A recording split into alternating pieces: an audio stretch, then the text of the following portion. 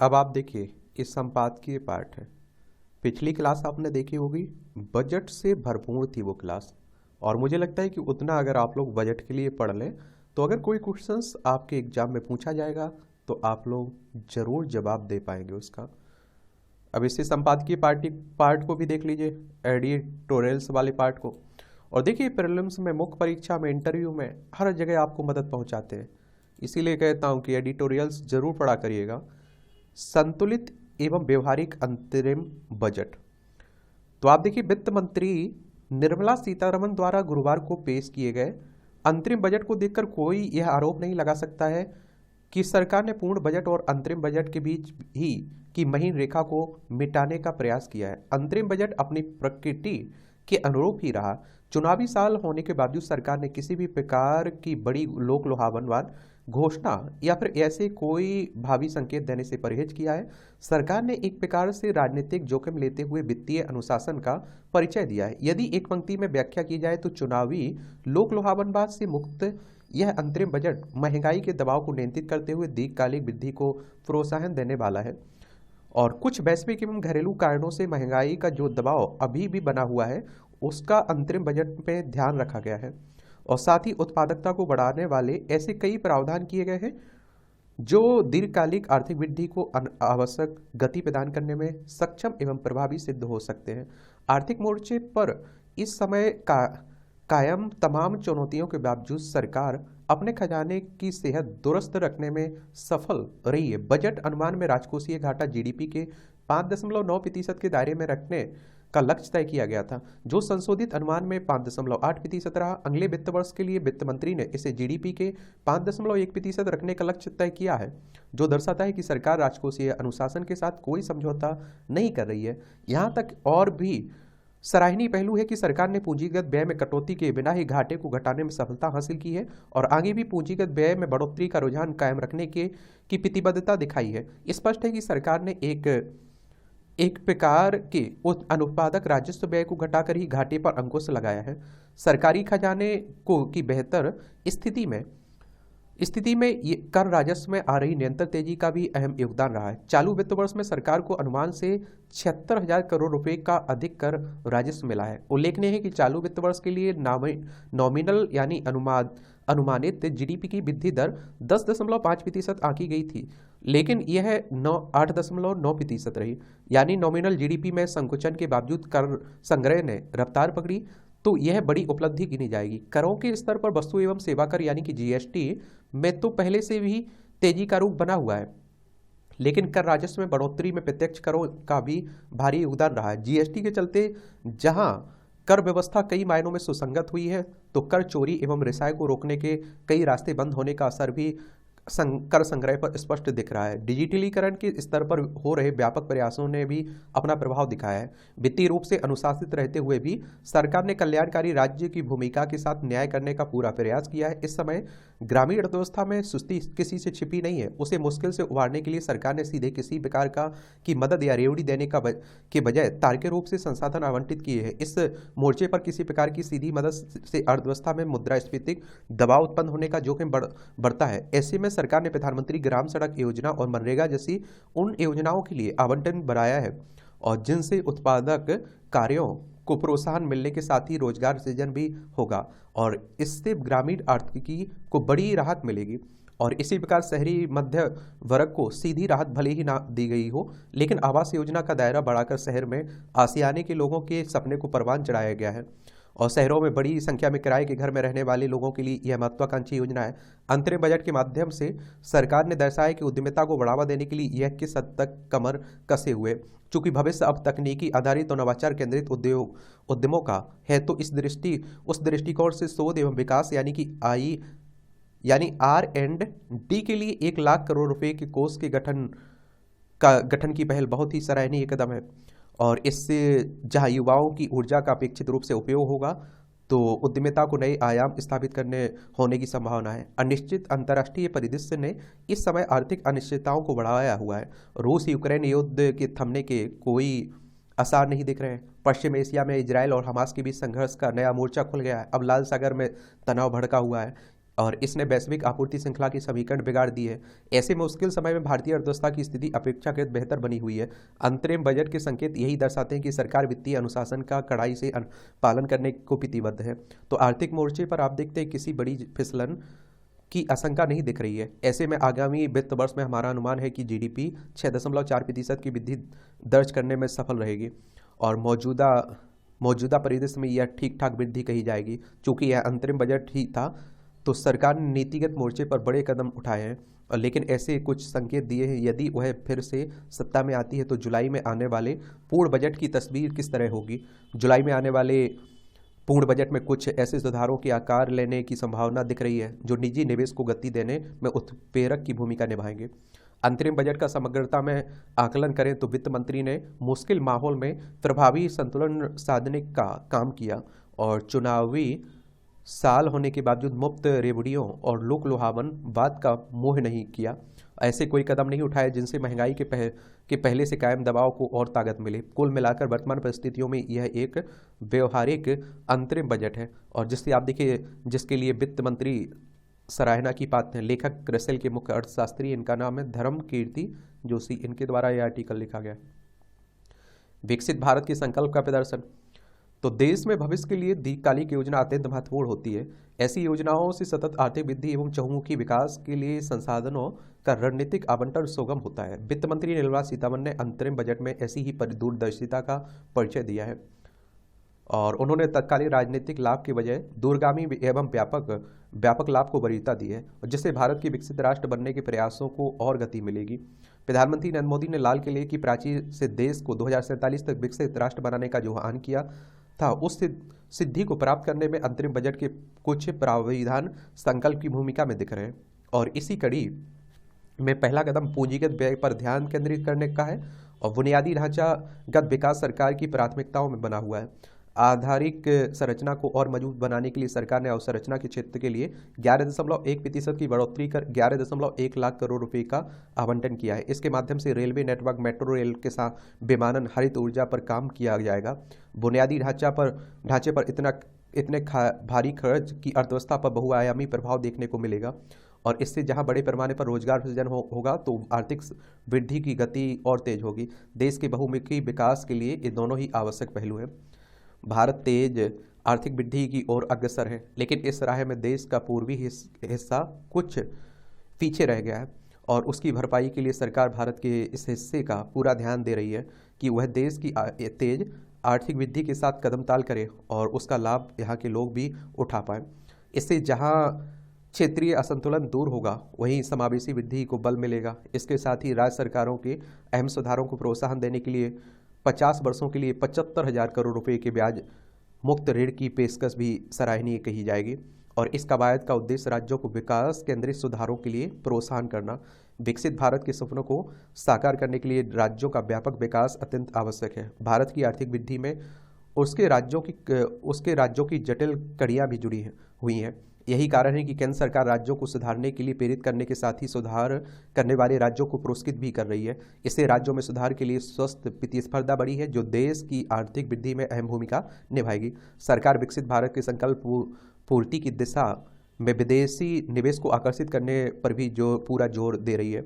वह कई देशों के साथ द्विपक्षीय निवेश संधियों पर वार्ता में लगी हुई है और यह दृष्टिकोण भारत के दूरगामी हितों की पूर्ति करने वाला है क्योंकि इससे निवेश, नवाचार और तकनीकी उन्नयन के लिए अनुकूल परिवेश तैयार करने के साथ ही आर्थिक वृद्धि को नए पंख लगेंगे और विदेशी निवेश को आकर्षित करने से भारत पूंजी, तकनीकी हस्तांतरण और विशेषज्ञता का लाभ उठाएगी जो देश के समग्र विकास के लिए अत्यंत आवश्यक अवयव है। इसी आवश्यकता को महसूस करते हुए सरकार ने नवाचार को रफ्तार देने का निर्णय भी किया है। इस दिशा में 50 वर्षों के लिए 1 लाख करोड़ रुपए की ब्याज मुक्त ऋण प्रदान करने वाले कोष के गठन की पहल एक रणनीतिक कदम है और जलवायु परिवर्तन समकालीन दौर की एक बड़ी चुनौती है। सरकार इस चुनौती की गंभीरता को समझते हुए उससे निपटने के लिए संकल्पबद्ध है और इसी दिशा में हरित ऊर्जा से जुड़ी कई पहल की गई हैं। ऐसी कई परियोजनाओं को आगे बढ़ाने की तैयारी है। सरकार पवन ऊर्जा से जुड़ी संभावनाओं को व्यापक स्तर पर भुनाने और इस राह में वित्तीय संसाधनों सहित तमाम अन्य बाधाओं को दूर करने की राह तैयार कर रही है और इसी प्रकार आप देखिए सौर ऊर्जा के समुचित दोहन की योजना बनाई जा रही है और इसके माध्यम से करीब 1 करोड़ घरों को छतों पर सौर ऊर्जा संयंत्र लगाने में सक्षम बनाया जाएगा, ताकि हर महीने तकरीबन 300 यूनिट मुफ्त बिजली मिल सके।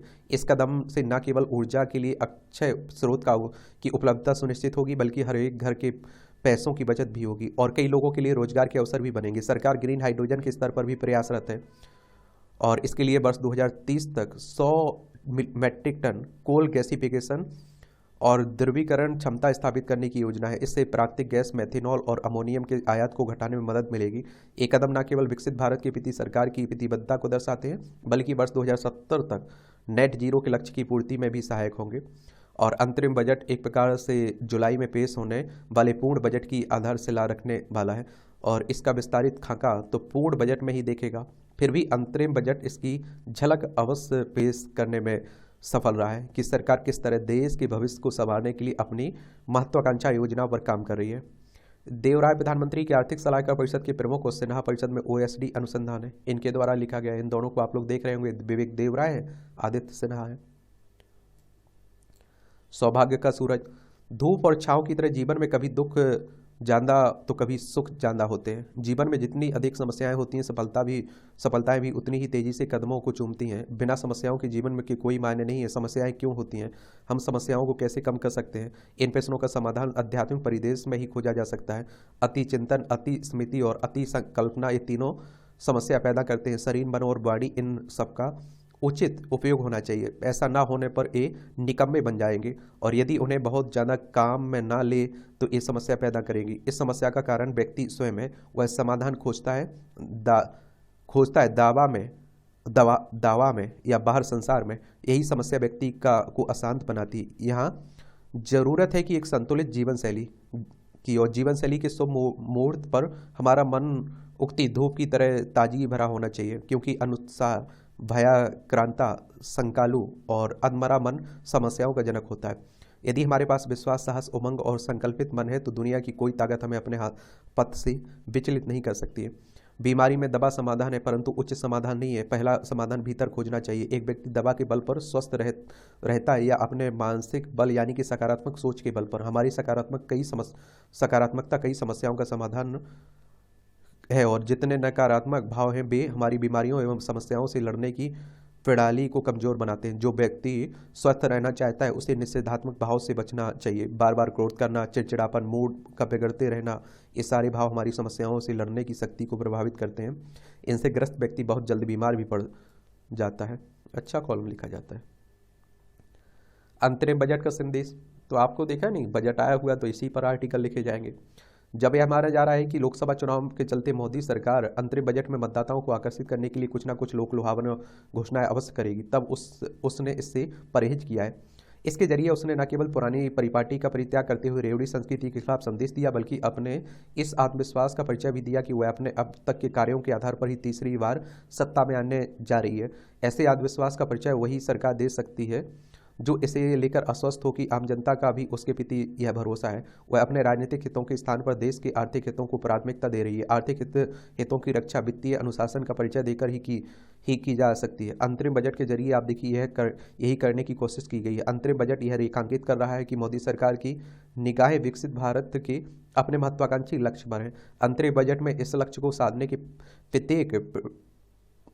साधने के लिए प्रयत्न इसलिए किए जाने आवश्यक है क्योंकि हमारी अर्थव्यवस्था विश्व में सबसे तेजी से बढ़ती अर्थव्यवस्था है। वह तीसरी सबसे बड़ी आर्थिकी बनने की राह पर है। अंतरिम बजट की अपनी सीमाएं होती हैं, फिर भी यह उल्लेखनीय है कि सरकार ने आधारभूत ढांचे के विकास को प्राथमिकता प्रदान करते हुए शोध एवं अनुसंधान के लिए 1 लाख करोड़ रुपए की कोष का प्रावधान किया है। भारत को 2047 तक विकसित देश बनाने के लिए शोध एवं अनुसंधान पर अतिरिक्त ध्यान दिया जाना समय की मांग थी, क्योंकि इस क्षेत्र में काम किए बिना कोई भी देश विकसित नहीं बन सकता है। अंतरिम बजट का एक अन्य उल्लेखनीय पहलू राजकोषीय घाटे को जीडीपी के 5.1% तक सीमित रखने का लक्ष्य है। सरकार इस कठिन लक्ष्य को इसलिए सामने रख सकी क्योंकि वित्त वर्ष 2023-24 में राजकोषीय घाटा जीडीपी का 5.8% तक ही रहने का अनुमान है। पहले ये आप देखते हैं कि अनुमान 5.9% था। साफ है कि तमाम चुनौतियों के बाद भी सरकार वित्तीय अनुशासन को प्राथमिकता प्रदान कर रही है। अंतरिम बजट इसकी भी पुष्टि कर रहा है कि मोदी सरकार देश को विकसित बनाने के लिए राज्यों को साथ लेकर चलने के लिए प्रतिबद्ध है। इसी के तहत वित्त मंत्री निर्मला सीतारमण ने घोषणा की कि राज्यों को 50 वर्ष के लिए 75,000 करोड़ रुपए का ब्याज मुक्त कर दिया जाएगा ताकि स्वास्थ्य, शिक्षा, जलापूर्ति, बिजली, सड़क, पुल समेत विभिन्न क्षेत्रों में अपनी परियोजनाओं को पूरी कर सके। इससे राज्यों की स्थिति सुधारने में भी मदद मिलेगी। वे ऐसे देश के विकास में सहभागी बन सकेंगे। यह साफ है कि बड़ी घोषणाओं के लिए पूर्ण बजट की प्रतीक्षा करनी होगी, लेकिन यह भी ध्यान रहे कि मोदी सरकार ऐसी घोषणाएं करने के लिए बजट की मोहताज नहीं है। सुनिश्चित हो ऋण वापसी। धन के अभाव में जो विद्यार्थी उच्च शिक्षा प्राप्त करने से वंचित रह जाते हैं, उनके लिए शिक्षा ऋण की व्यवस्था की गई है, लेकिन चिंताजनक यह है कि बड़े पैमाने पर इसके वापसी नहीं हो पा रही है। नतीजतन कई जरूरतमंद छात्र आवेदन करने के बाद भी इसका लाभ नहीं उठा पा रहे हैं। और लोन के लिए आप देखिए, आप बैंक जाइए, मुश्किल से अगर आपको जान पहचान नहीं तो बड़ा मुश्किल होता है। देखा ना, मैंने कई बार देखा, वापस नहीं होने के चलते ही बैंक नए छात्रों को ऋण देने में आनाकानी करते हैं। दरअसल कई विद्यार्थी स्टूडेंट क्रेडिट कार्ड पर ऋण लेकर इसका उपयोग पढ़ाई के बदले किसी दूसरे काम में कर लेते हैं। रोजगार नहीं मिलने से ऋण वापस नहीं कर पाते हैं। बिहार में ऐसे कई मामले सामने आए। अकेला सहरसा जिले में बिहार राज्य शिक्षा वित्त निगम ने 611 विद्यार्थियों को चिन्हित किया जिन्होंने ऋण वापस नहीं किया है। मुजफ्फरपुर और पटना में भी ऐसे अनेक विद्यार्थी हैं जिन्होंने स्टूडेंट क्रेडिट कार्ड पर ऋण लेकर वापस नहीं किया है। कहने की जरूरत नहीं है कि सरकार अगर सुविधा प्रदान कर रही है तो छात्रों को भी चाहिए कि वे रोजगार मिलने के बाद ऋण वापस कर दें, ताकि यह अन्य निर्धन विद्यार्थियों को भी आसानी से मिल सके। निश्चित रूप से ऋण देने की प्रक्रिया कठिन नहीं हो, लेकिन ऐसी व्यवस्था जरूर बनाई जाए जिससे इसकी वापसी संभव हो सके। सरकार को चाहिए कि वह इसके लिए एक निगरानी तंत्र विकसित करे जो यह देखे कि छात्र इसका उचित उपयोग कर रहे हैं या नहीं। ऋण वापस होने से ही बैंकों का विश्वास जमेगा और अगले विद्यार्थियों को इसका लाभ मिल पाएगा। केंद्र और राज्य सरकारें युवाओं को भविष्य संवारने के लिए कई तरह की सुविधाएं प्रदान कर रही हैं। विदेश में पढ़ाई के लिए भी ऋण दिए जाते हैं, लेकिन यह सुविधा तभी मिल पाएगी जब बैंकों को इसकी वापसी का भरोसा होगा। और अभिभावकों को भी चाहिए कि वे छात्रों पर नज़र रखें और इसे वापस करने के लिए उन्हें प्रेरित भी करें। सही हाथों तक पहुंचते हैं पुरस्कार। ये अभी आपने देखा ना, पद्म पुरस्कार दिए गए हैं। पद्म पुरस्कारों की सूची में इस बार भी कुछ अनजाने अनसुने चेहरों के नाम देशवासियों के सामने आए हैं। जन कल्याण जागरूकता जिज्ञासा के मोर्चे पर हर नागरिक को प्रेरणा देने वाली इन हस्तियों को देश के सर्वोच्च सम्मान से सम्मानित किया जाना बहुत से सार्थक पहलू सामने रखता है। और ज्ञात हो कि हर वर्ष देश के सबसे बड़े नागरिक सम्मानों में से एक पद्म पुरस्कार कई क्षेत्रों में असाधारण काम करने वाले विशिष्ट चेहरों के लिए दिए जाते हैं। पद्म विभूषण, पद्म भूषण, पद्मश्री 3 श्रेणियों में दिए जाने वाले इन पुरस्कारों से समाज सेवा, कला, विज्ञान और इंजीनियरिंग, व्यापार, उद्योग, चिकित्सा, साहित्य, शिक्षा, खेल आदि क्षेत्र से जुड़ी विशिष्ट हस्तियों को सम्मानित किया जाता है। इस बार 5 पद्म विभूषण, 17 पद्म भूषण, 110 हस्तियों को पद्मश्री से सम्मानित किया गया है। और सम्मानों की सूची में 30 महिलाएं भी शामिल हैं। बिना शोर शराबे के सामाजिक बदलाव लाने में जुटे इन चेहरों को सम्मानित किया जाना आमजन का मनोबल बनाने वाला है। छोटी से छोटी मुहिम को मान देने के भाव संग सही हाथों तक पहुंचते पुरस्कार समाज में नए उत्साह का संचार भी करते हैं। यह पहल चर्चित चेहरों के बजाय गांव कस्बों के उन लोगों की कला, प्रतिभा और सरोकारी सोच को पहचान देने वाली है जो जमीनी बदलाव लाने में जुटे हैं। कम से कम संसाधनों में भी सामाजिक बदलाव की नींव को मजबूत बना रहे हैं। यही वजह है कि देश के आम नागरिक भी पद्म पुरस्कारों से जुड़े इस बदलाव की खूब सराहना कर रहे हैं। अब हर वर्ष सामने आते चेहरे न केवल देशवासियों को सुखद आश्चर्य से भर देते हैं, बल्कि गौरव की भी अनुभूति कराते हैं। अपने परिवेश तक में अपरिचित बने रहने वाले बहुत से चेहरों का योगदान तो हैरत में डालने वाला है। उनमें अनदेखी, उपेक्षित भागीदारी को मान मिलना अनगिनत लोगों की प्रेरणा देने वाला है। प्रशंसा और प्रेरणा का यह मेल हर किसी को देश की बेहतरी में साझेदार बनने का संदेश देता है। पद्म पुरस्कारों की पहुंच से जुड़ा यह रेखांकित करने योग्य बदलाव वर्ष 2014 के बाद आया, जिसके बाद सम्मानित किए जाने के लिए चुनी जाने वाली हस्तियों का नाम सुझाने की प्रक्रिया आम नागरिकों को भी भागीदार बनाया गया है। अब पद्म सम्मान के लिए अलग अलग क्षेत्रों में विशेष काम करने वाले लोगों के नाम की अनुशंसा कोई भी व्यक्ति कर सकता है। देश और समाज की बेहतरी के लिए काम कर रहे गुमनाम चेहरों को सामने लाने के लिए वेबसाइट बनाकर आवेदन मांगे गए, जिससे दूर दराज के इलाकों में बसे लोगों को भी प्रोत्साहन मिला। सुखद है कि पुरस्कृत होने वाले हर वर्ष देश के सुदूर क्षेत्रों के लोगों की संख्या बढ़ रही है। अच्छा कॉलम है, अच्छी बातें भी है, यहाँ भी कुछ बातें रहती हैं। इसकी PDF टेलीग्राम पर डाल दूंगा, तो डाउनलोड करके पढ़ लीजिएगा। झलक रहा है सरकार का आत्मविश्वास। वित्त मंत्री निर्मला सीतारमण द्वारा प्रस्तुत अंतरिम बजट आगामी आम चुनाव में जीत के प्रति मोदी सरकार के आत्मविश्वास से लबरेज दिखाई पड़ रहा है। यही कारण है कि अंतरिम बजट प्रस्तुत होने के पूर्व ही प्रधानमंत्री ने इस बात का इशारा कर दिया था कि उनकी सरकार जुलाई में अपना पूर्ण बजट प्रस्तुत करेगी और इस अंतरिम बजट में आगामी बजट की दिशा निर्देशों का बस उल्लेख भर होगा। कुल मिलाकर इस बजट से केंद्र सरकार का आत्मविश्वास झलक रहा है। चलिए, बैंकिंग समेत कई अन्य क्षेत्रों को मिलेगी मजबूती भी। कवि की मौलिकता, खरी खरी तंज कसा जा रहा है, भ्रष्टाचार का भंवर और साख पर सवाल। ये आप देखिए झारखंड में पर्यावरण संरक्षण की कड़ियाँ, नम भूमियों का पर्यावरण संरक्षण में व्यापक योगदान है। इनके संरक्षण के लिए हमें वैसी गतिविधि को रोकना होगा जिनके कारण नम भूमियों को किसी प्रकार की क्षति हो। अभी वेटलैंड में शामिल किया गया ना, तो उसी की बात हो रही है। आर्द्र भूमियाँ हमारे वातावरण का महत्वपूर्ण हिस्सा हैं। इनके कारण पृथ्वी की जैव विविधता सबल बनी हुई है। जैव विविधता की दृष्टि से आर्द्र भूमियाँ वेटलैंड्स अत्यंत संवेदनशील होती हैं। विशेष प्रकार की वनस्पति की ही आर्द्र भूमि पर उगने और फलने फूलने के लिए होती है। आर्द्र भूमि जहाँ विभिन्न प्रकार के जीवों के लिए सुरक्षित पनाह होती हैं, वहीं मानव जीवन में इनका महत्वपूर्ण स्थान होता है। वेटलैंड अत्यंत महत्वपूर्ण पारिस्थितिक तंत्र हैं जो जलवायु परिवर्तन व मीठे पानी की उपलब्धता में भी महत्वपूर्ण भूमिका निभाती हैं। नम भूमियों के प्रति जागरूकता लाने हेतु प्रत्येक वर्ष 2 फरवरी को इस दिवस को मनाया जाता है। यह दिन आर्द्र भूमियों नम भूमियों की वर्षगांठ का प्रतीक है और जिसे वर्ष 1971 में ईरान के रामसर में आयोजित एक अंतर्राष्ट्रीय संधि के रूप में अपनाया गया था, जो 1975 में प्रभावी हुआ। वर्ष 2024 के विश्व आर्द्रभूमि दिवस को आर्द्रभूमि और मानव भलाई की थीम दी गई है। ये थीम जरूर याद रखा करिएगा। यह थीम आर्द्रभूमियों के प्रति मनुष्य के जुड़ाव को मजबूत बनाने के उद्देश्य से तय की गई है। रामसर समझौते के अनुसार आर्द्रभूमि ऐसा स्थान होता है जहाँ बर्ष में कम से कम 8 माह तक पानी भरा रहता है। ये सैकड़ों मीटर से लेकर कई किलोमीटर तक फैले हो सकते हैं। ये आर्द्रभूमियाँ 3 प्रकार की होती हैं। अंतर्देशीय आर्द्रभूमियों में दलदल, झीलें, नदियाँ, बाढ़ के मैदान आते हैं।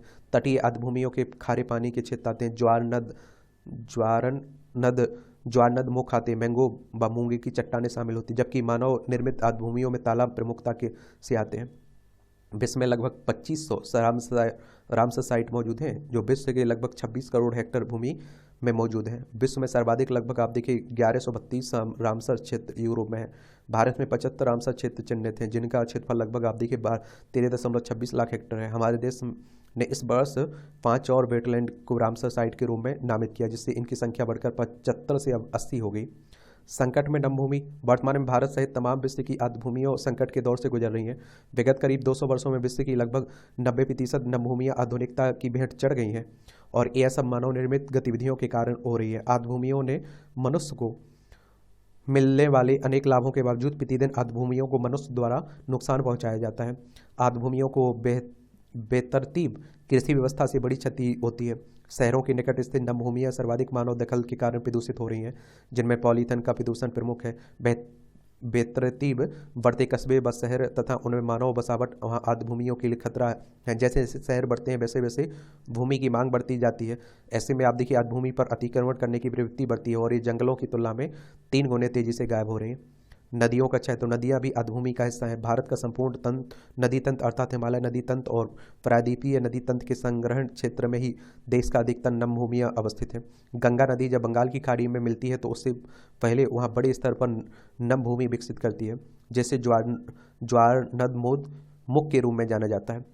यहीं पर आप देखिए मैंगो वन पनपते हैं तो भारत को स्वस्थ मानसून प्रदान करते हैं। नदियों के किनारे बाढ़ के कारण बनने वाली नम भूमियों के भी संरक्षण की आवश्यकता है। नदी किनारे की नम भूमियाँ व नदी एक दूसरे की पूरक होती हैं। इन नम भूमियों में से जहाँ नदी किनारे की का पारिस्थितिकी तंत्र विकसित होता है, वहीं नदी के जलीय जीव अपने जीवन को आगे बढ़ाने के लिए भी इस नम भूमियों का उपयोग करते हैं। ये जलीय जीव एक प्राकृतिक व्यवस्था के तहत नदी में प्रदूषण को कम करने में भी मदद करते हैं। इन नम भूमियों में प्रवासी पक्षी भी आते हैं। प्रधानमंत्री नरेंद्र मोदी द्वारा इस ओर निरंतर ध्यान खींचा जा रहा है। गाँव प्रधानों को आप देखिए अपने गाँव में एक तालाब सरोवर को पुनर्जीवित करने का लक्ष्य दिया जाना हो या बड़ी संख्या में अमृत सरोवर बनाने का आह्वान हो। प्रधानमंत्री के संदेश से देश में हजारों की संख्या में तालाब पुनर्जीवित हुए हैं तथा समाज में आप देखिए अपने जल स्रोतों के प्रति नई चेतना आई है। नदियों के संभरण क्षेत्र में अवैध रूप से कृषि कार्य या अतिक्रमण ना करके, वहाँ के लोग के जीवों का शिकार ना करके, वृक्षों को ना काटते हुए तथा आने जाने अनजाने किसी भी प्रकार की नम भूमि को प्रदूषित ना करने के भी हम इनके संरक्षण में अपना योगदान दे सकते हैं। ये आप देखिए राष्ट्रीय राजधानी से जो ये खबरें हैं। नमो भारत के दिल्ली मेरठ कॉरिडोर को मिलेगी रफ्तार, केंद्रीय अंतरिम बजट में RRTS के लिए 3596 करोड़ रुपये का प्रावधान किया गया है ना, उसी की बात हो रही है। चलिए, ये उद्यान उत्सव, राष्ट्रपति द्रौपदी मुर्मू ने गुरुवार में नई दिल्ली में राष्ट्रीय भवन के अमृत उद्यान के उद्यान उत्सव 2024 का शुभारंभ किया है। भारत में आज 900 से ज़्यादा आयुष्मान स्टार्टअप हैं, सोनोवाल साहब कह रहे हैं।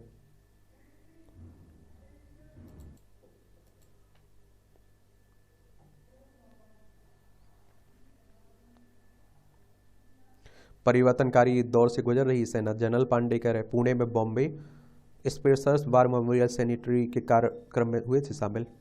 बोले अग्निवीरों को सेना में शामिल किए जाने पर किया जा रहा है विचार। उचित हिस्सा नहीं मिला तो अलग देश की मांग करेंगे दक्षिण के राज्य, डीके सुकेश कांग्रेस सांसद कह रहे हैं। इस तरह की बातें कई बार उठती रहती हैं, कोई फर्क नहीं पड़ता है। और देखिए, नेताओं ने देश को बचा के नहीं रखा हुआ है, ये गलतफहमी छोड़ दीजिए। कई लोग कहते हैं लोकतंत्र खत्म हो जाएगा, वो हो जाएगा, वो जनता और ये देश में कुछ तो है जो आप देखते हैं हजारों साल तक लड़ता रहा और अभी भी लड़ रहा है। बोर्ड परीक्षाओं का तनाव दूर करेगा परीक्षा पर्व। एनसीपीसीआर राष्ट्रीय बाल अधिकार संरक्षण आयोग ने शुरू किया परीक्षा पर्व का छठा संस्करण। 6वीं से 12वीं तक के विद्यार्थी अपलोड कर सकेंगे ऑडियो वीडियो। तो देखिए, इसके बारे में, इस तरह की जो संस्थान है, इनके बारे में जरूर एक सामान्य जानकारी रखा करिएगा अपने पास। राष्ट्रीय एनसीपीसीआर की बात हो रही है, यानी कि आपका जो national commission for protection of child right है ना, उसी की 2007 में इसकी स्थापना हुई थी। नई दिल्ली में आप लोगों को हेडक्वार्टर देखने को मिलेगी। अब आप देखिए, खेल का क्षेत्र है, ये भी देख लिया करिएगा। मुझे लगता है कि क्रिकेट तो आप लोग पसंद करते हैं, तो एक एक बॉल देखते होंगे।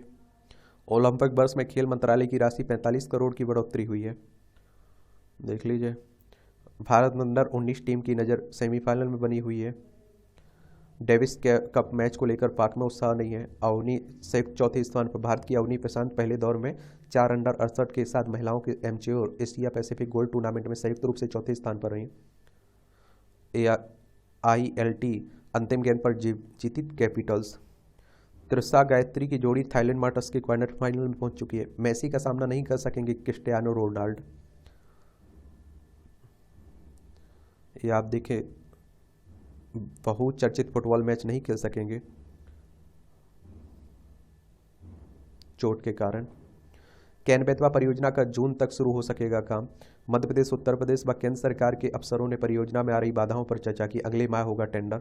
टेंडर की शर्तों को लेकर 11 कंपनियों ने दिए सुझाव, अब केंद्र सरकार करेगी विचार इस पर।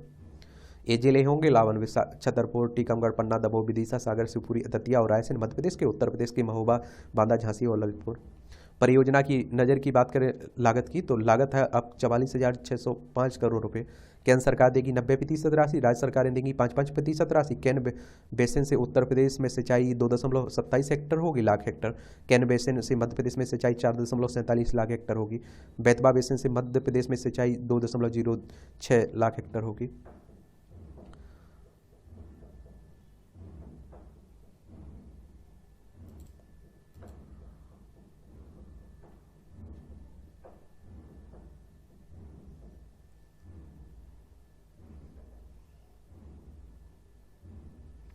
इस सब आप देख रहे हैं चल रहे हैं।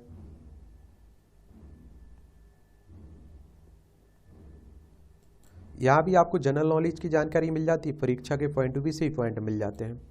तो आप देखिए, अमेरिका में आपराधिक जांच के लिए किया गया था पॉलीग्राफ टेस्ट। 1935 में आज ही के दिन अमेरिका में पहली बार आपराधिक जांच में सहायता के लिए पॉलीग्राफ टेस्ट किया गया था। इसका आविष्कारक लियोनार्डो किलर ने किया था। जिन 2 संदिग्धों का परीक्षण किया गया था, उन्हें बाद में पॉलीग्राफ टेस्ट के सबूतों के आधार पर दोषी घोषित कर दिया गया था।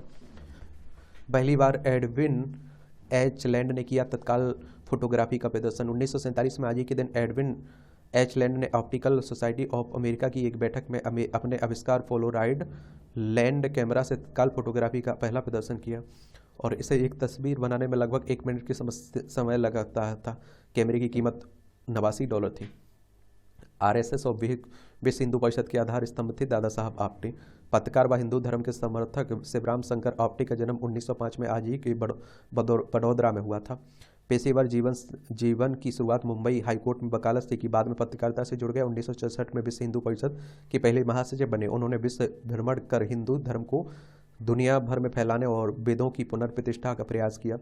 कानून के जानकार होने के नाते संघ तथा विश्व हिंदू परिषद का संविधान बनाने में भी अहम योगदान रहा। 10 अक्टूबर 1965 को उनकी डेथ हो गई थी।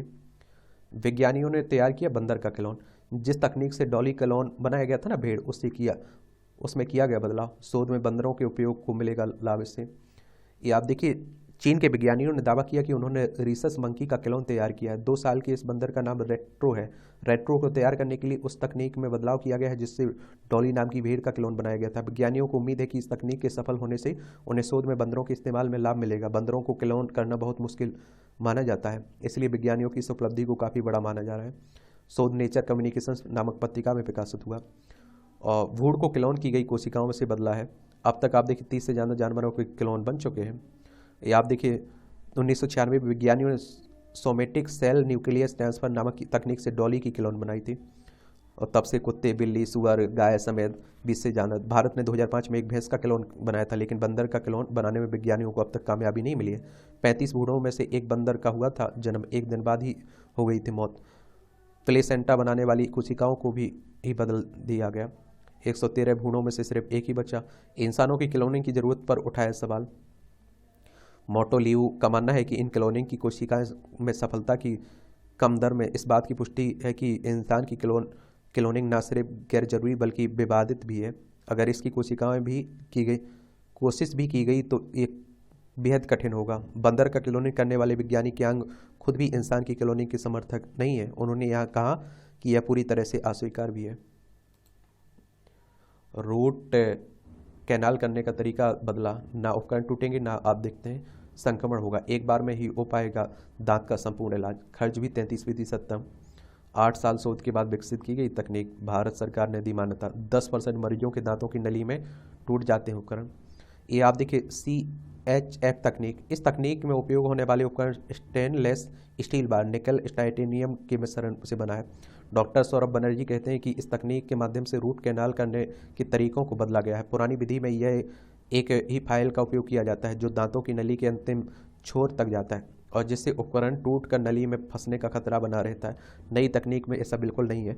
इससे दांतों की घुमावदार नली को चिन्हित कर उसके अनुसार उस अलग अलग हिस्सों में बांट दिया जाता है। कई हिस्सों में बढ़ने में से घुमावदार भाग छोटे हो जाते हैं और जिससे उपकरण टूटने की संभावना शून्य हो जाती है। CHF तकनीक में 10 स्टेप बनाए गए हैं जिसका पालन करना होता है। फेसबुक और इंस्टा ने 6.2 करोड़ से अधिक कंटेंट हटाए हैं। लाइट और संगीत का संगम, लंदन में सेंट मार्टिन इन फिल्ड्स चर्च में फिर ब्रिटिश स्थापना कला पीटर वाकर द्वारा इमर्सिव लाइट्स और साउंड के समन्वय से installation art opening night of light प्रदर्शित की गई। इमर्सिव लाइट समकालीन कला है जो व्यक्तिपरक एहसास दिलाती है कि अधिक प्राकृतिक लगती है। $1780 में नीलाम हुआ 285 साल पुराना नींबू। लंदन की घटना है, ये आप देख लीजिए। भारत को 31 प्रीडेटर ड्रोन बेचेगा अमेरिका। रक्षा सुरक्षा सहयोग एजेंसी में बिक्री को मंजूरी देने की घोषणा की है। मानव रहित निगरानी टोही गश्त सक्षम बनाने में मदद भी होगा इससे। यूक्रेन को 50 अरब यूरो का नया सहायता पैकेज देगा यूरोपीय संघ। 27 देश के नेताओं ने हंगरी की धमकी के बावजूद गुरुवार को यूक्रेन को 50 अरब यूरो यानी कि $54 अरब को नया सहायता पैकेज देने की बात की है। अच्छी बातें हैं कि जो ये अंतर्राष्ट्रीय खबरें हैं। गाजा को लेकर पेरिस समझौता प्रस्ताव पर असमंजस में हमास, कहा सभी बिंदुओं पर कर रहे हैं विचार, जल्द देंगे प्रतिक्रिया। फलस्तीनी अधिकारियों ने कहा प्रस्ताव खारिज नहीं करेगा हमास। ये भी आप लोग देखेंगे। फलस्तीन की मदद करना जारी रखेगा भारत, विदेश मंत्रालय कह रहा है। दुनिया भी बड़ा अस्थिर चल रही है, उठापटक चल रही है। इस तरह से आप देखेंगे कि आज के न्यूज़पेपर की कहानी खत्म होती है। आप लोग पढ़ते रहिए, एंजॉय करते रहिए। आपका कोई सवाल हो मेरे लिए, सुझाव तो बता सकते हैं। मेरी तरफ से शुभकामनाएं, ईमानदारी से मेहनत करिए, ठीक है।